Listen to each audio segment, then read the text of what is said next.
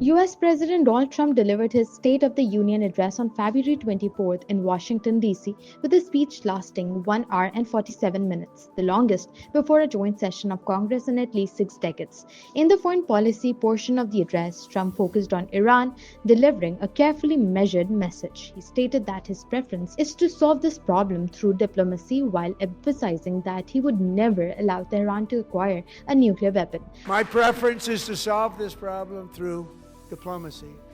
For decades, it had been the policy of the United States never to allow Iran to obtain a nuclear weapon.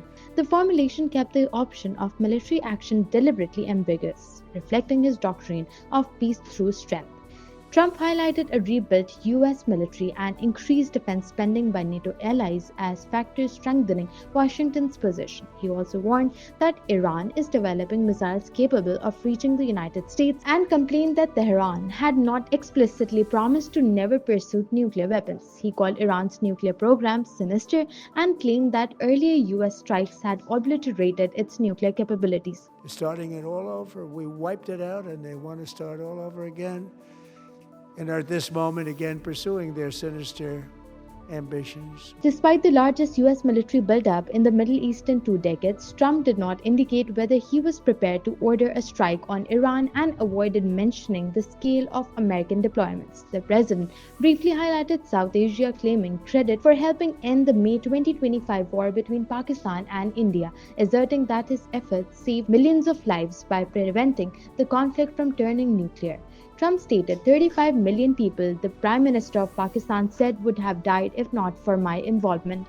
Pakistan and India would have been a nuclear war. 35 million people said the Prime Minister of Pakistan would have died if it were not for my involvement. Kosovo and Serbia, Israel and Iran, Egypt and Ethiopia, Armenia and Azerbaijan, the Congo and Rwanda, and of course, the war in Gaza, which proceeds at a very low level. It's just about there. He also referred to the killing of Iranian General Qasem Soleimani, saying it had a big impact. Kings of the roadside bomb.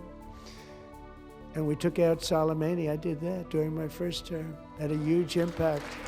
He was the father of the roadside bomb. Trump used the speech to highlight other foreign policy achievements, including what he described as a colossal victory for the security of the United States in Venezuela, introducing opposition lawmaker Enrique Marquez, who had been freed from prison after the U.S. abduction of President Nicolas Maduro.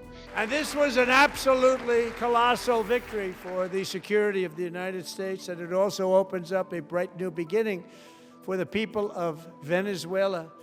We're working closely with the new president of Venezuela, Delcy Rodriguez, to unleash extraordinary economic gains for both of our countries and to bring new hope to those who have suffered so terribly. The address also contains strong domestic political messaging. Trump opened with a campaign-style flourish, declaring, "Our nation is back, bigger, better, richer, and stronger than ever before." Members of Congress and my fellow Americans, our nation is back. Bigger, better, richer, and stronger than ever before.